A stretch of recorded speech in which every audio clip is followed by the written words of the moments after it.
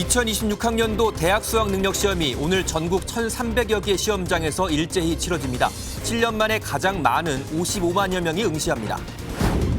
노만석 검찰총장 대행이 대장동 사건 항소포기 닷새 만에 사의를 표명했습니다. 정성호 법무부 장관은 항소포기를 지시한 적이 없다며 외압 의혹을 거듭 부인했습니다. 오늘 새벽 울산 화력발전소 붕괴 사고 현장에서 30대 남성 시신 한 구가 추가로 수습됐습니다. 사망자는 모두 6명으로 늘었고 마지막 실종자 1명을 찾기 위한 수색 작업이 이어지고 있습니다. 어제 내란 선동 혐의로 체포된 황교안 전 국무총리가 오늘 구속영장 실질 심사를 받습니다. 내란 가담 혐의로 구속영장이 재청구된 박성재 전 법무부 장관은 오늘 두 번째 구속 갈림길에 섭니다. 시청자 여러분 안녕하십니까? 2026학년도 대학 수학 능력 시험이 오늘 전국 1,300여 개 고사장에서 일제히 치러집니다. 응시자는 55만여 명으로 7년 만에 가장 많다고 하죠. 다행히 수능 한파는 없다는데요. 오늘 굿모닝 MBN은 먼저 곧 수능이 시작되는 현장 연결해 보겠습니다. 네, 박희빈 기자, 지금 서울 용산고등학교 앞에 나가 있다고요. 현장 분위기 전해주시죠. 네, 아직 해가 완전히 뜨지 않았지만 30분 전부터 입실이 시작되면서 수험생들이 하나둘 고사장 안으로 들어가고 있습니다. 교문 앞에는 선배들의 수능 대박을 기원하며 응원하러 모인 후배들도 삼삼오오 모였는데요. 이번 수능은 전국 1,300여 개 시험장에서 치러지며 응시생은 55만 4천여 명으로 7년 만에 가장 많은 인원입니다. 오늘 수능 어떤 점들을 좀 유의해야 될까요? 네, 모든 수험생들은 아침 8시 10분까지 반드시 입시를 마쳐야 합니다. 입실할 땐 수험표와 사진이 있는 신분증을 꼭 챙겨야 하고 모바일 신분증은 인정되지 않습니다. 또 휴대전화와 태블릿 PC 등 모든 전자기기는 반입이 금지돼 집에 놓고 가거나 시험 전에 반드시 감독관에게 제출해야 합니다. 수능일엔 날씨도 큰 관심인데요. 올해 수능은 비교적 포근한 날씨 속에서 치러지겠지만 일교차가 큰 만큼 두꺼운 옷 한 벌보다 얇은 옷을 여러 벌 입는 게 좋겠습니다. 네, 수능 당일인 오늘 일반 시민들의 일상도 평소와는 조금 다를 것 같은데요. 은행 개점이나 비행기 운항 시간이 달라진다고요? 네, 시험장 주변 혼잡을 막기 위해 관공서와 일부 기업은 출근 시간을 오전 10시 이후로 늦췄는데요. 은행과 국내 증시 역시 오전 10시에 1시간 늦춰 문을 엽니다. 영어 듣기 평가가 진행되는 오후 1시 5분부터 1시 40분까지는 수험생들이 집중할 수 있도록 비행기 이착륙이 제한되고 버스나 열차도 천천히 운행하게 됩니다. 경찰은 교통관리 등을 위해 약 2만 명을 배치했는데요. 혹시 모를 폭발물 협박에 대비해 고사장 주변을 경계하고 지각 우려가 있는 수험생을 태워주는 지원도 진행할 예정입니다. 지금까지 서울 용산고등학교에서 MBN 뉴스 박혜빈입니다. 울산 화력발전소 붕괴 사고 발생 8일째인 오늘 새벽 매몰자 시신 한 구가 추가로 수습됐습니다. 이에 따라 사망자는 6명으로 늘었는데요. 소방당국은 남은 1명을 구조하기 위해 총력을 기울이고 있습니다. 노하린 기자의 보도입니다. 철제 구조물 사이에서 소방대원들이 매몰자를 구조하고 떠나는 구급차에 일제히 경례합니다. 오늘 오전 1시 18분쯤 무너진 보일러 타워 5호기의 잔해 속에서 30대 남성 김모 씨가 끝내 시신으로 수습됐습니다. 이번 사고에 따른 매몰자 7명 가운데 사망자는 6명으로 늘었습니다. 김 씨는 사고 발생 당일 4호기 방향 가장자리에 매몰돼 있는 것으로 위치가 확인됐지만 그동안 구조가 이뤄지지 못했습니다. 철구조물이 빽빽하게 엉긴 잔해 속에 있어 구조 과정에서 상부 구조물이 추가로 붕괴할 위험성이 컸기 때문입니다. 소방당국은 400톤급 크레인으로 무너진 5호기의 상부 구조물을 먼저 고정하고 하부에서 철구조물을 제거해 나가는 방식으로 구조 작업을 진행했습니다. 중장비가 지금 계속 들어가지면은 좀 해체가 좀 더 빨라질 겁니다. 그래서 그 전체 면을 다 병행해서 그 수색을 하고. 다만 위치가 파악되지 않은 마지막 매몰자 1명에 대한 수색 작업은 계속 진행되고 있습니다. 희망은 없었다만 그래도 살아계신다면 진짜 기적이라고 생각합니다. 당국은 구조대원과 민간해체 전문가 110여 명을 교대로 투입해 마지막 매몰자 구조와 수색에 총력을 다할 방침입니다. MBN 뉴스 노하린입니다. 노만석 검찰총장 직무대행이 대장동 사건 항소 포기 논란 닷새 만에 사의를 표명했습니다. 검찰은 사상 초유의 대행의 대행체제로 운영되는데요. 노 대행은 검찰을 지키기 위한 행동이었다면서 사의에 대한 소회를 밝혔습니다. 보도에 신용수 기자입니다. 대장동 사건 항소 포기로 검사들이 집단 항명하자 부담을 느낀 노만석 검찰총장 직무대행이 어제 결국 사의를 밝혔습니다. 항소 포기 논란이 불거진 지 닷새만, 대행을 맡은 지는 넉 달 만입니다. 대검찰청은 사의 표명에 대해 자세한 입장은 퇴임식 때 말할 예정이라고 설명했습니다. 대통령실도 법무부 장관으로부터 노만석 검찰총장 직무대행의 면지관이 제청되면 이를 수리한다는 방침이라고 입장을 밝혔습니다. 이후 노 대행은 같은 날 저녁 취재진에게 사의에 대한 심경을 일부 설명했습니다. 노 대행은 나름대로 검찰을 지키기 위해 한 행동이었다며 잘못한 게 없다고 우겨서 조직에 득이 될 게 없다 싶어서 빠져주기로 한 것이라고 말했습니다. 또 4년 같았던 4개월이라면서 수시로 많이 부대껴왔다, 조율하는 것도 쉽지 않았다며 현 정권과 꾸준히 갈등이 있었음을 시사했습니다. 노 대행의 사퇴로 검찰은 사상 초유의 대행의 대행체제로 운영됩니다. 검찰총장 대행은 대검 부장 중 서열상 선임인 차순길 기획조정부장이 이어받게 됩니다. 하지만 사실상 검찰을 이끌 차장 인사를 정부가 원포인트로 진행할 가능성도 제기되는 상황입니다. MBN 뉴스 신용수입니다. 항소 포기를 급작스럽게 결정하게 된 건 지난 7일 항소 제기 마지막 날이었는데요. 노만석 대행의 전격 사퇴에는 이날 오후의 상황이 가장 큰 영향을 미쳤습니다. 저희 MBN 취재 결과 마감일 자정을 6시간 반 앞둔 오후 5시 반까지도 노 대행은 항소를 하는 것으로 알고 있었다고 말한 걸로 파악됐습니다. 그 이후 법무부의 전화를 받고 포기 쪽으로 돌아선 걸로 보입니다. 박은채 기자가 단독 보도합니다. 항소 포기 논란이 거세진 지난 10일 오후 노만석 검찰총장 직무대행은 대검 과장들과 면담하는 자리에서 시간대별 상황을 설명했습니다. 면담 내용에 따르면 항소 마감일인 7일을 하루 앞둔 지난 6일, 노만석 대행은 수사팀이 항소 제기하겠다고 하자 이를 승인합니다. 그런데 MBN 취재 결과 이튿날인 7일 오후 5시 반쯤 정진우 서울중앙지검장이 항소를 할 것인지를 노 대행에게 묻자 노 대행은 아직도 안 하고 있었느냐라고 반문했습니다. 그때까지 노 대행은 항소장 접수가 안 된 상황을 몰랐던 걸로 추정됩니다. 이후 3시간 뒤인 오후 8시 반쯤 노 대행은 법무부로부터 항소가 어려울 것 같다는 취지의 연락을 받습니다. 이진수 차관이 건 것으로 보이는 이 전화 뒤 항소 포기 쪽으로 기류가 급변한 걸로 추정됩니다. 이진수 차관으로부터 후속 일정 언급 들으셨어요? 항소 제기로 인식하던 노만석 대행이 불과 5시간여 만에 항소 포기로 돌아서게 된 과정에 법무부의 전화가 결정적이었다는 지적이 나옵니다. MBN 뉴스 박은채입니다. 이런 가운데 정성호 법무부 장관은 어제 국회에 나와 검찰의 항소 포기에 대한 대통령실 관여 의혹을 일축했습니다.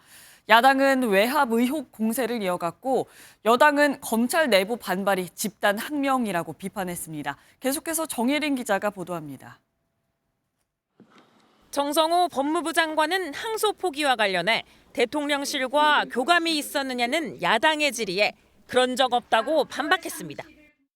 이재명 대통령하고 교감하고 그 뜻을 법무부에서 분명히 말씀하시고 결국 법무부 차관께서 그 전달한 거 아니겠습니까? 분명히 말씀드리지만 이 사건 관련해갖고 이재명 대통령과 어떠한 의견 교환한 사실이 없습니다.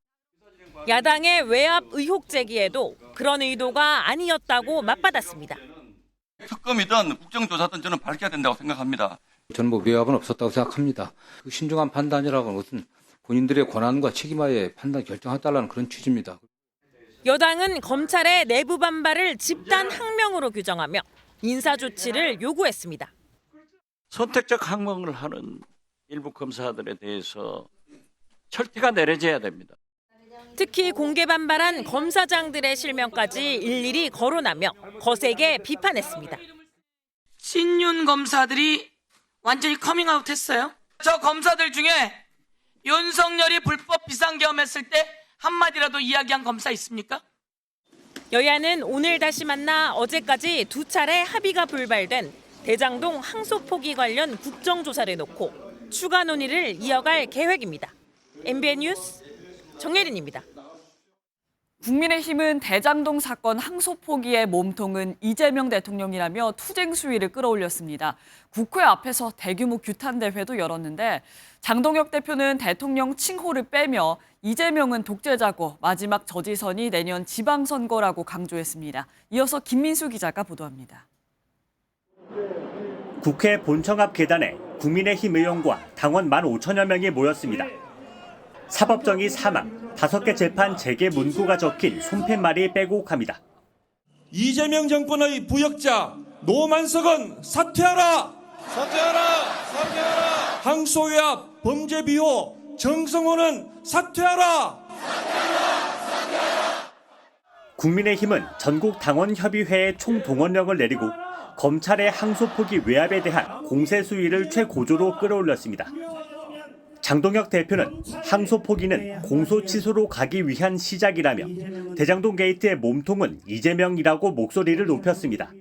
항소를 고민할 때 이재명 주변에서 일어났던 그 수많은 의문의 죽음들이 생각났을 것입니다. 이 항소 포기의 정점에는 이재명이 있습니다. 그러면서 이 대통령을 법 위에 서려 하는 독재자에 비유했습니다. 주진우 의원도 대통령실의 외압을 주장하며 특검을 촉구했습니다. 대장동 범죄는 7,800억 국민의 돈을 훔쳐간 사건입니다. 이게 유죄가 나면 이재명도 무기징역이 선고될 사안입니다. 근데 보고 안 받았겠습니까? 국민의힘은 검사의 공소 취소를 원천 차단하는 내용의 형사소송법 개정안을 발의했습니다. MBN 뉴스 김민수입니다. 정성호 법무부 장관은 대장동 수익을 민사로 환수하면 된다고 주장했지만 쉽지 않아 보입니다. 정작 민사 과정에서 별도로 가압류했던 대장동 일당 관련 수백억 자산이 이미 가압류가 풀린 것으로 MBN 취재 결과 파악됐습니다. 우종환 기자가 단독 취재했습니다. 서울 강남구에 있는 1200제곱미터 넓이 땅입니다. 주차장으로 쓰이는 이 공간은 지난 2022년 성남도시개발공사가 가압류했습니다. 대장동 5인방 가운데 한 명인 남욱 변호사가 대표를 지낸 업체가 소유하고 있어 남 변호사의 차명 재산으로 본 겁니다. 이 작품은 이제 영화가 아니고 다큐멘터리라. 검찰이 추징 보전한 2,070억 원 자산과 별개인 이 땅은 살 때 가격이 300억 원으로 알려졌고 지금은 더 가치가 오른 걸로 평가됩니다. 그런데 MBN 취재 결과 이 땅이 현재 가압류가 풀린 상태인 걸로 확인됐습니다. 남 변호사가 대표를 지냈던 이 업체가 가압류를 풀어달라고 한 신청을 지난해 1월 법원이 받아들인 겁니다. 법원은 공사가 가압류를 유지해야 할 이유가 명확하지 않다고 판단한 걸로 MBN 취재 결과 파악됐습니다. 이것뿐만 아니라 공사가 가압류했던 강원 강릉시 20억 원 상당 물류센터 부지와 건물도 지난해 가압류가 풀렸습니다. 앞서 정성호 법무부 장관이 민사로 대장동 수익을 환수할 수 있다고 장담했지만 항소심에서 이게 물론 추징이 안 됐다고 하더라도 민사소송에서 관련들을 입증 제대로 하게 되면 좀 받을 수 있는 겁니다. 첫 단추인 자체 가압류부터 풀리고 있는 만큼 검찰이 묶었던 2,070억 원 자산을 성남시가 추가로 가압류하는 게 가능하겠느냐는 우려가 나옵니다. 한 부장판사는 민사로 환수가 가능한 건 맞지만 항소 포기로 성남시의 환수가 더 어려워진 것도 사실이라고 꼬집었습니다. 성남시는 시민의 재산이 강탈당했다며 정 장관을 고발하겠다고 밝혔습니다. MBN 뉴스 우종환입니다. 정부가 12.3 비상계엄에 가담한 공무원을 추리기 위해 이른바 내란 지도를 만드는 중이란 말이 나왔습니다. 그러니까 내란에 가담한 공직자를 조사해서 인사조치를 하겠다는 건데요. 조사 대상 기간은 10개월입니다. 지난해 12월 3일 비상계엄 6개월 전인 6월 3일부터 올해 4월 3일까지입니다. 먼저 강영호 기자가 보도합니다. 정부가 밝힌 헌법 존중 정부혁신 TF의 조사 대상 기간은 10개월입니다. 계엄 사전 모의 기간 6개월과 윤석열 전 대통령이 탄핵된 시점까지를 대상으로 합니다. 직접 참여뿐 아니라 공적 지위를 이용한 물적, 인적 지원 같은 간접 협조까지 들여다본다는 방침입니다. 조사 방식에는 디지털 포렌식이 포함됩니다. 업무용 PC는 물론이고 개인 휴대전화에 대해서도 자발적 제출을 유도한다는 계획인데 의혹 대상자가 비협조적인 경우 대기 발령이나 수사 의뢰 등 반강제적 조치까지 취한다는 방침입니다. 총리실 관계자는 MBN과의 통화에서 특검 재판이 지지부진해 1년이 다 되도록 처벌받는 사람은 없고 구속 조치도 늦어지고 있다면서 한마디로 내란 지도를 만들겠다는 것이라고 취지를 설명했습니다. 49개 기관을 대상으로 직간접적 가담자를 총망라한 일종의 명단을 만들겠다는 건데 내년 초 각 부처 정기 인사에서 대규모 물갈이가 예고되는 대목입니다. 내란에 가담한 사람이 승진 명부에 이름을 올리게 되는 등의 문제도 제기되고 이미 진행된 인사도 사후 취소할 수 있다는 방침입니다. 다만 단순 가담자인 하위직 공무원은 징계 대상에서 배제될 것으로 보입니다. 기관별 TF를 총괄하는 총리실의 TF 구성은 15명 안팎인 것으로 전해집니다. 다음 주까지 기관별 TF 구성도 마친다는 계획인 만큼 전체 구성에 속도를 낼 전망입니다. MBN 뉴스 강영우입니다. 12.3 비상계엄에 가담한 공직자 색출 예고 하루 만에 대통령실은 공직사회 활성화를 위한 각종 방안을 발표했습니다.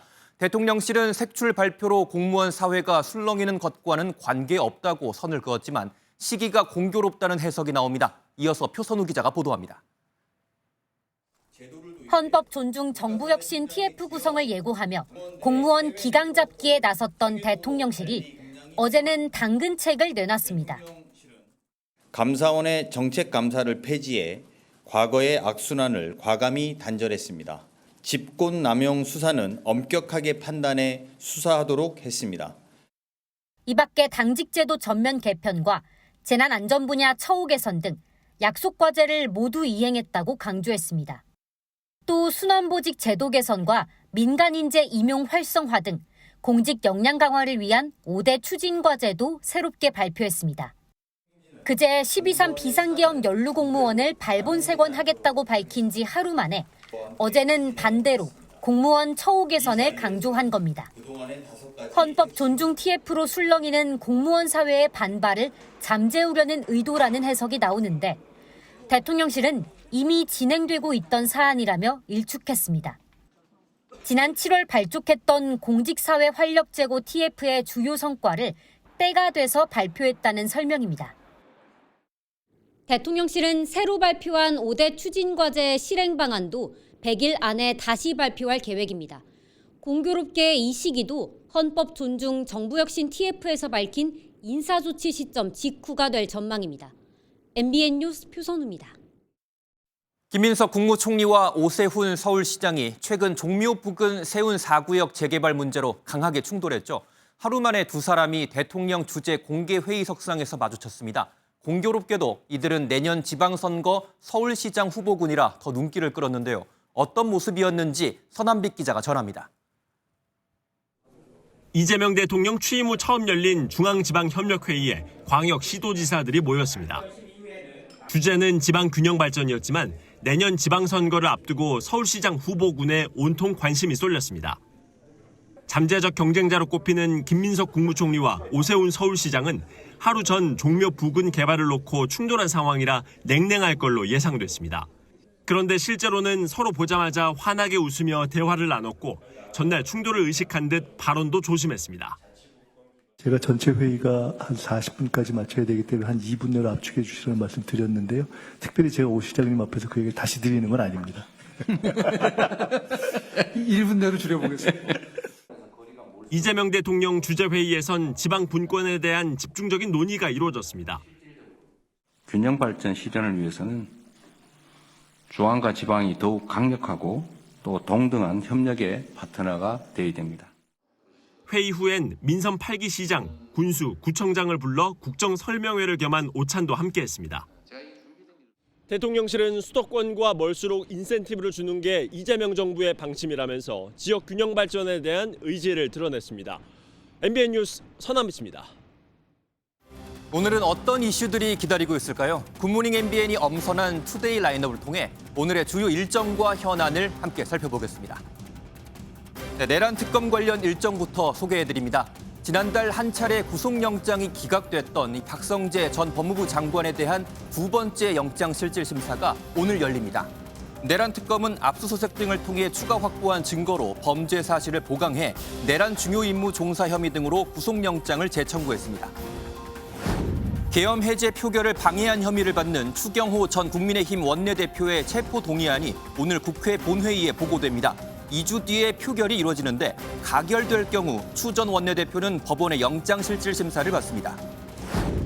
따릉이 자전거를 장시간 이용하는 분들에게 희소식이 있습니다. 서울시가 따릉이 자전거 도입 10년을 맞아 오늘부터 3시간 이용권을 도입하기로 했습니다. 부산의 고리 2호기 수명 연장 여부를 결정하는 세 번째 심의가 오늘 열립니다. 앞서 두 차례 심의에선 원자력 안전위원회 위원들 간 이견이 발생해 의결을 보류한 바 있습니다. 지금까지 투데이 라인업이었습니다.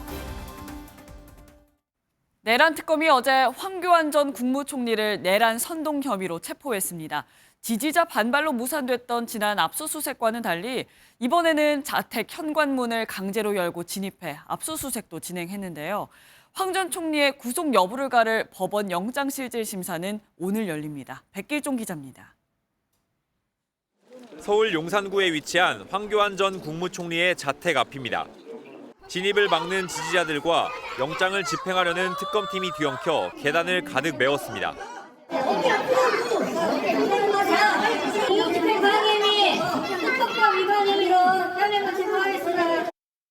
특검팀은 지지자 3명을 공무집행 방해 혐의로 체포하고 현관 도어록을 뜯어낸 뒤 자택 안으로 진입해 황 전 총리를 전격 체포했습니다. 지난달 황 전 총리가 문을 열어주지 않고 지지자들이 몰리며 두 차례 무산됐던 압수수색 영장도 함께 집행했습니다. 특검 사무실로 압송된 황 전 총리는 조사에 앞서 내란죄 자체가 성립하지 않는다며 특검 수사가 불법이라고 반발했습니다. 제가 내란 공범이라고 지금 하고 있습니다. 그런데 내란죄가 있기는 있었습니까? 저는 아무리 봐도 내란 자체가 없었습니다. 황 전 총리는 계엄 선포 직후 우원식, 한동훈을 체포하라는 등 계엄을 지지하는 글을 SNS에 올려 내란 선전선동 혐의로 고발됐습니다. 특검팀은 어제 6시간가량 진행된 조사에서 윤석열 전 대통령 측과의 공모 여부 등을 추궁했고 황 전 총리는 대부분 질문에 진술 거부권을 행사한 것으로 파악됐습니다. 특검팀은 조사를 마친 뒤 곧바로 황 전 총리에 대해 구속영장을 청구했습니다. 영장실질심사는 오늘 오후 4시 서울중앙지법에서 열립니다. MBN 뉴스 백길종입니다. 김건희 여사가 청탁을 대가로 통일교로부터 받은 것으로 알려진 샤넬 가방과 그라프 목걸이 실물이 법정에서 처음으로 공개됐습니다. 재판부는 특검이 압수한 물품들을 하나하나 직접 검증하며 사용한 흔적이 있었는지 확인했습니다. 박규원 기자가 보도합니다. 김건희 여사가 받은 것으로 알려진 명품들의 실물이 처음으로 공개됐습니다. 김 여사의 자본시장법 위반 등 혐의를 심리하고 있는 재판부는 특검 측이 압수한 샤넬 가방과 구두, 그라프 목걸이에 대한 실물 검증을 진행했습니다. 우인성 재판장이 직접 물품을 촬영하며 꼼꼼히 살폈는데 흰색 샤넬 가방의 내부를 들여다보며 안에 사용감이 있다고 말하기도 했습니다. 김 여사 측은 샤넬 가방을 받은 사실은 인정했지만 사용하지 않고 반환했다고 주장하고 있어 사용 흔적은 중요한 단서입니다. 수수 사실 자체를 부인하고 있는 그라프 목걸이에 대한 감정도 이뤄졌는데 재판부는 육안으로 봐서는 사용감을 확인하기 어렵다고 판단했습니다. 오전 재판에선 김 여사의 석방 여부를 결정하는 보석 신문도 이뤄졌습니다. 앞서 김 여사는 건강 악화를 이유로 보석을 신청했는데 신문에서는 전자발찌 부착이나 휴대폰 사용 불허 등 조건도 받아들이겠다며 보석을 허가해 줄 것을 호소했습니다. 반면 특검 측은 보석이 허가되면 김 여사가 증인들을 회유하는 등 증거인멸을 할 우려가 있다며 구속의 필요성을 강하게 주장했습니다. 재판부는 특별한 사정이 없는 한 보석 신문 후 일주일 내에 김 여사의 석방 여부를 결정해야 합니다. MBN 뉴스 박규원입니다. 국내 최고 대학으로 불리는 서울대학교에서 치러진 중간고사에서도 AI를 활용한 부정행위 정황이 적발된 것으로 나타났습니다.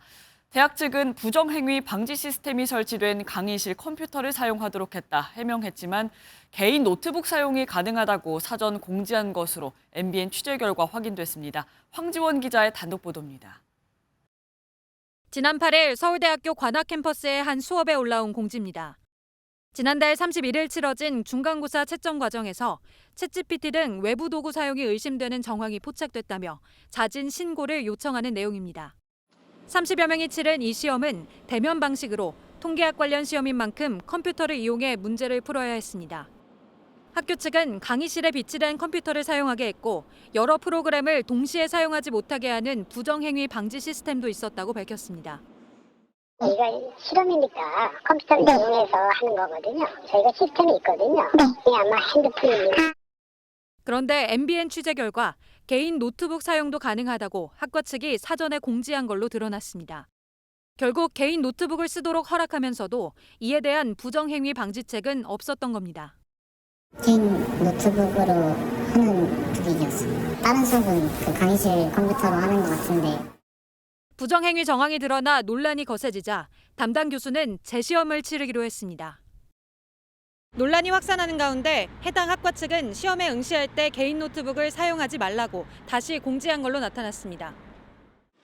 취재진과 만난 일부 재학생들은 이런 일이 공공연하게 벌어지고 있다고 분통을 터뜨렸습니다. 교수님께 걸리진 않았었는데 그 과 애들끼리 힘을 합쳐가지고 챗GPT로 풀어서 그 학과 애들끼리 공유를 하고 하는 게 있더라고. 막을 수 있었는데 안 막은 게 좀 크지 않나. 컴퓨터를 사용한 시험을 하면서 그 AI 관련한 규제를 만들지 않은 것이 문제가 크지 않나 생각합니다. 연세대와 고려대에 이어 서울대까지 재학생들의 부정행위가 적발된 가운데 진리의 상아탑이라는 이름이 무색해지고 있다는 지적입니다. MBN 뉴스 황지원입니다. 국내로 들어오는 마약 대부분은 그동안 동남아에서 넘어왔는데요. 단속이 강화되자 이제는 감시가 상대적으로 느슨한 유럽에서 마약을 들여오고 있습니다.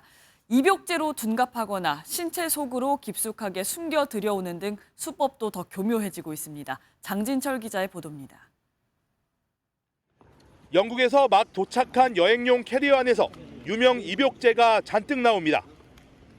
입욕제 가루를 검사했더니 마약 양선 반응이 나옵니다. 케타민이네. 여기 청자색 침전물 생기거든요. 신종 마약 케타민입니다. 유럽에서 마약을 국내로 밀반입하고 유통한 일당 22명이 경찰에 붙잡혔습니다. 밀반입책 4명은 지난해 9월부터 영국과 프랑스에서 케타민과 엑스터시 등 마약을 숨겨 들여왔습니다. 시가로 45억 원, 30만 명이 동시에 투약할 수 있는 양입니다.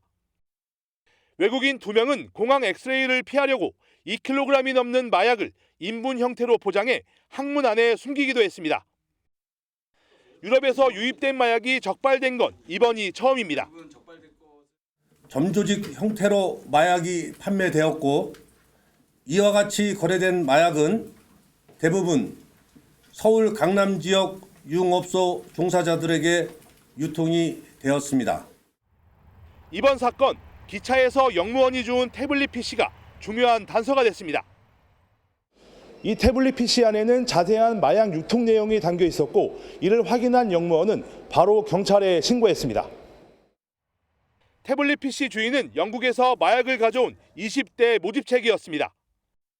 경찰은 유통 일당과 투약자 등 48명 중 18명을 마약류 관리법 위반 혐의로 구속했습니다. MBN 뉴스 장진철입니다. 요즘 부동산 시장에선 반포는 아무것도 묻지도 따지지도 말고 넣어야 한다. 이른바 아무따란 말이 회자되고 있는데요. 현금이 20억 원은 있어야 청약할 수 있는 서울 반포 아파트에 무려 5만 명이 몰렸습니다. 돈이 많아서일까요? 아니면 일단 당첨부터 돼보자는 심리일까요? 이시열 기자가 취재했습니다. 지난 주말 문을 연 서울 반포동 아파트의 모델하우스. 청약에 당첨되면 예상되는 차익이 전용 59제곱미터는 20억, 84제곱미터는 무려 30억 원에 달해 세간의 관심이 집중됐습니다.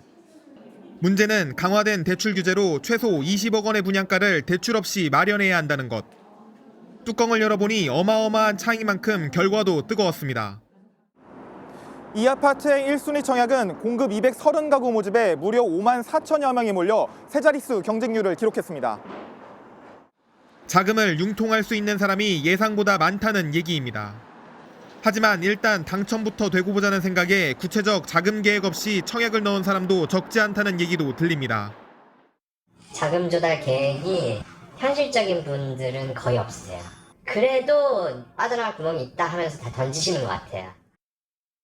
부모에게 증여를 받거나 심지어 P2P 같은 고금리 대출을 이용하자는 의견도 나옵니다. 금리가 뭐 한 10%에서 12% 정도 1년 내에 내가 뭔가 이 금액이 뭔가 수용이 된다라고 하시는 분들은 받으시는 분들도 계시죠. 인터넷 커뮤니티에서도 자금 문제로 고민하는 글이 이어져 뜨거운 청약 결과와 달리 미계약 대란이 벌어질 것이라는 우려가 커지고 있습니다. MBN 뉴스 이시열입니다. 민희진 전 대표 해임권 등의 사유로 1년 전 계약 해지를 선언했다 1심에서 패소한 걸그룹 뉴진스 멤버 5명 전원이 소속사 어도어에 복귀 의사를 밝혔습니다. 어도어는 멤버 혜린과 혜인이 복귀하기로 했고 민지와 한이, 다니엘도 돌아오겠다는 뜻을 밝혀 진위를 확인 중이라고 밝혔습니다.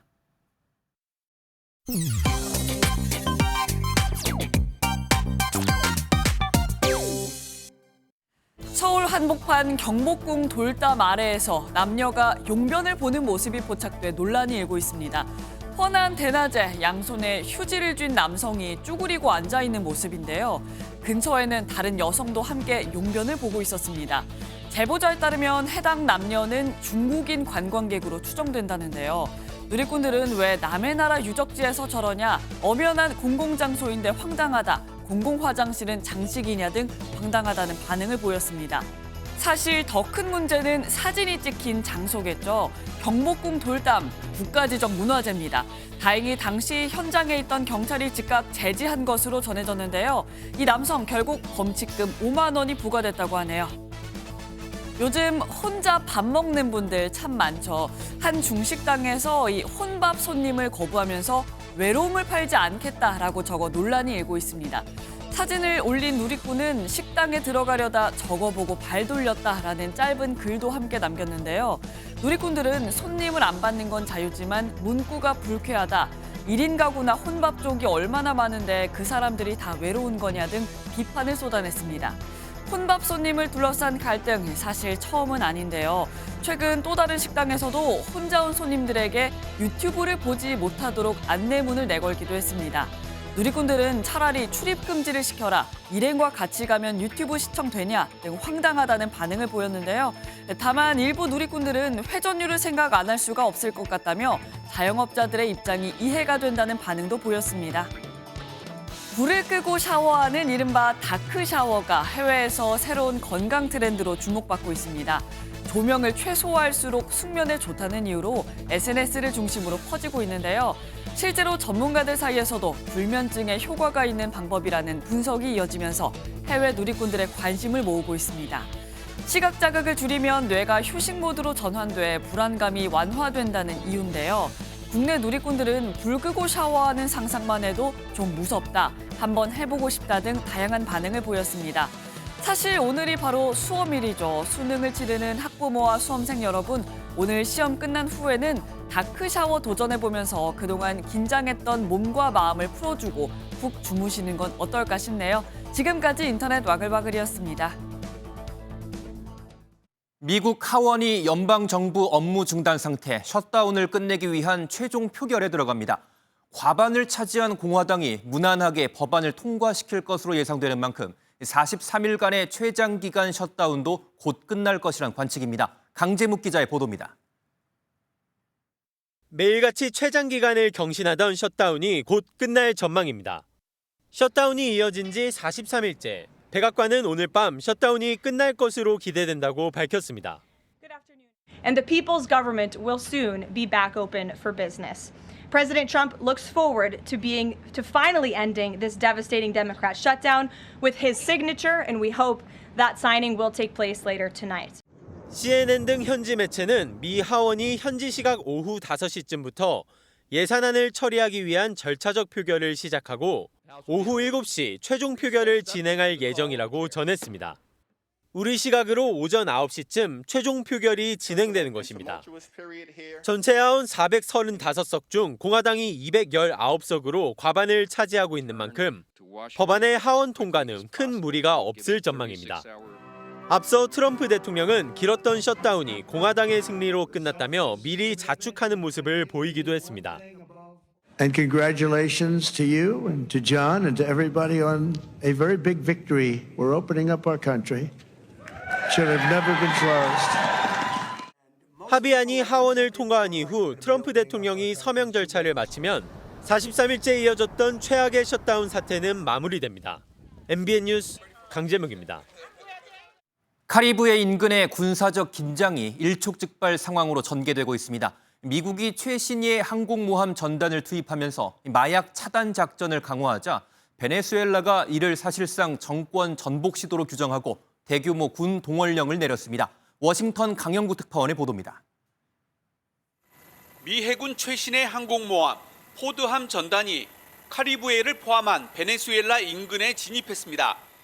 이미 핵추진 잠수함과 F-35 전투기 등이 배치된 가운데 30년 만에 최대 규모로 군사력을 집중시키고 있습니다. 미군은 지난 9월 이후 마약 운반선으로 의심되는 선박들을 격침시켰고 최소 19차례 공격으로 76명 이상이 사망했습니다. 재향군인의 날을 맞아 알링턴 국립묘지를 방문한 트럼프 대통령도 미군의 역량을 과시했습니다. America's warriors never quit, never surrender. They fight, fight, fight, and they win. 이에 맞서 베네수엘라는 육해공군은 물론 예비군에 대한 대규모 동원령을 발령하며 군사적 충돌 위기를 키우고 있습니다. Pero si llegan a tocar a Venezuela, bueno, aquí no van a conseguir. Pásense por las calles. 지상전까지 벌어질 것이라는 관측 속에 베네수엘라 마두로 정권도 러시아와 중국의 무기 지원을 요청하며 긴장감이 고조되고 있습니다. 일촉즉발의 상황은 이곳 워싱턴의 공기를 바꿔놓고 있습니다. 트럼프 대통령의 다음 행보에 시선이 쏠리고 있습니다. 워싱턴에서 MBN 뉴스 강영구입니다.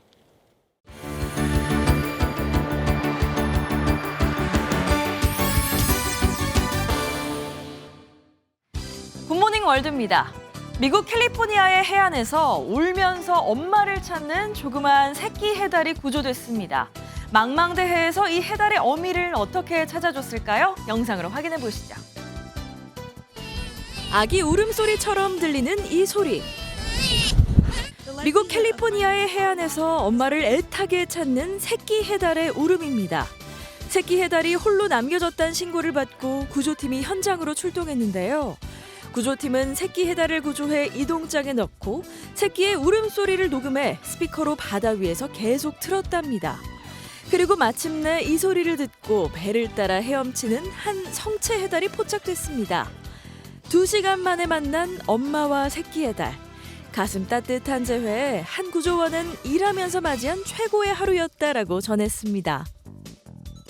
동물을 찾는 움직임이 또 있었는데요. 일본 온천 하면 생각나는 바로 그 동물을 쫓아내는 부대가 꾸려졌다고 합니다. 무슨 일일까요? 주황색 조끼를 입고 무전기로 소통하며 뭔가를 쫓는 사람들. 이른바 원숭이 추적 부대가 퇴치 작전에 나선 겁니다. 온천 원숭이로 알려져 연간 20만 명의 관광객을 일본에 끌어모으지만 사실 마을에선 골칫거리라고요. 사과를 따먹고 음식을 훔쳐가는 건 기본, 아예 집에 들어와 난장판을 만들기도 한답니다. 지난 2022년 원숭이를 비롯해 사슴, 멧돼지 같은 야생동물로 인한 농작물 피해만 156억엔, 우리 돈으로 1,500억 원에 육박했다는데요.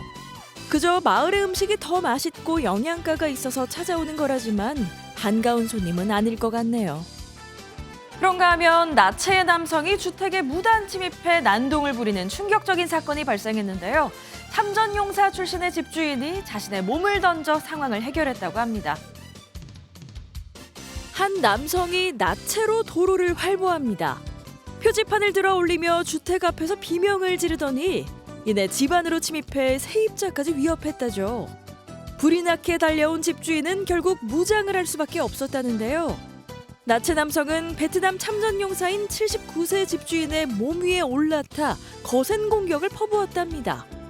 이번 사건으로 집주인은 양쪽 다리가 부러지면서 휠체어에 의존하게 됐다는 안타까운 소식이 전해졌고요. 회복을 돕기 위한 모금 활동이 진행 중이라는데 하루빨리 건강을 회복하시길 바랍니다. 지금까지 굿모닝 월드였습니다.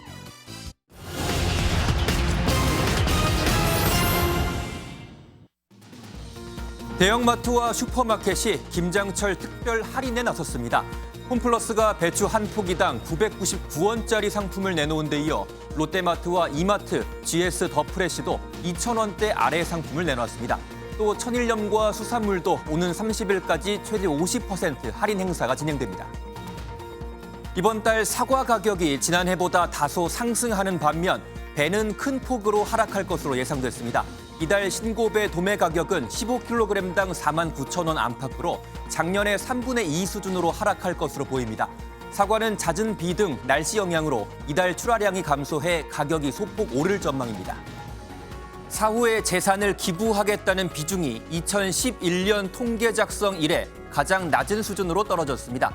유산의 일부를 사회에 기부할 의사가 있다고 응답한 국민은 22%에 그친 것으로 나타났는데요.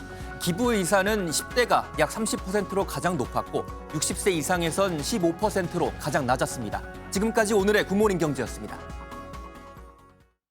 야간 운전 중 상향 등으로 인한 눈부심은 사고 위험을 높이는 주요 원인 중 하나죠. 큰 인명피해로도 이어질 수 있는데 국내 연구진이 이 위험을 줄일 수 있는 지능형 헤드램프 기술을 선보였습니다. 유승호 기자의 보도입니다. 야간 운전 중 켜는 상향등은 시야를 확보해 안전을 지켜주지만 맞은편에서 오는 차는 눈부심으로 인해 사고 위험이 높습니다. 눈부심이 정상으로 회복되기까지 평균 3.23초, 시속 100km 속도의 차라면 약 90m를 눈을 감고 달리는 셈입니다. 최근엔 맞은편에 차가 오면 자동으로 상향등을 꺼주는 일명 지능형 헤드램프, ADB 기술이 상용화됐습니다. 빛의 패턴을 한층 정밀하게 제어할 수 있게 됐습니다. 완성차 업계는 주행 안전성을 높이고 브랜드 경쟁력을 강화할 수 있는 핵심 기술로 주목하고 있습니다. 하지만 차량의 카메라를 기반으로 하기 때문에 정확성이 떨어지는 것이 단점. 이를 보완하고자 국내 연구진이 카메라뿐 아니라 레이더와 내비게이션 등의 정보를 활용하는 지능형 헤드램프를 개발했습니다. 야간 도로 주행과 유사한 환경의 실험 공간입니다. 차량의 헤드램프가 제 모습을 인식해 스스로 빛을 조절하면서 눈부심을 최소화합니다. 다양한 개체를 통해 전달된 정보를 분석해 맞은편 차량의 주행 경로를 미리 예측하고 상향등을 자동으로 조절합니다. ADB의 눈부심 고질 문제를 극복함과 동시에 운전자의 시인성까지 개선하는 최초의 개선안이라고 할 수 있습니다. 이를 통해 눈부심 방지 효과는 평균 93% 높아지고 소비 전력은 최대 80% 줄어든 것으로 예측됐습니다. 운전자의 눈과 상대방의 눈부심을 동시에 지켜주는 빛의 기술이 야간 주행 시 안전을 더욱 높이고 있습니다. MBN 뉴스 유승호입니다. 수능일인 오늘 큰 추위 없겠습니다. 입실 시간에는 서울이 8도로 시험장으로 향하는 길에는 조금 쌀쌀하겠는데요. 서울 필동을 기준으로 3교시가 진행되는 한낮에는 15도까지 크게 오르겠습니다. 다만 일교차가 커서 수험생분들은 얇은 옷을 여러 벌 겹쳐 입어서 체온 조절에 신경 써주셔야겠습니다. 미세먼지도 짙어지겠습니다. 오전에는 주로 중부지방에, 오후에는 충북과 전북, 밤에는 영남지방의 공기가 탁하겠습니다. 여기에 충청과 남부 내륙으로는 안개까지 끼면서 시야가 더욱 답답할 수 있겠습니다. 오늘 전국이 대체로 맑겠고요. 내륙으로는 서리가 내리는 곳이 있겠습니다. 이 시각 현재 기온을 보면 서울이 7.7도, 춘천이 0.3도, 대구 5.4도를 가리키고 있습니다. 한낮에는 서울이 17도, 대전 18도, 부산 21도까지 오르겠습니다. 다음 주에는 다시 초겨울 추위가 찾아오겠습니다. 특히 화요일에는 서울 아침 기온이 영하권으로 떨어지겠고요. 충남과 호남, 제주도에는 눈이 내리는 곳이 있겠습니다. 날씨였습니다. 저희는 내일 아침 7시에 더 알찬 소식으로 돌아오겠습니다. 건강하고 행복한 하루 보내시기 바랍니다. 고맙습니다.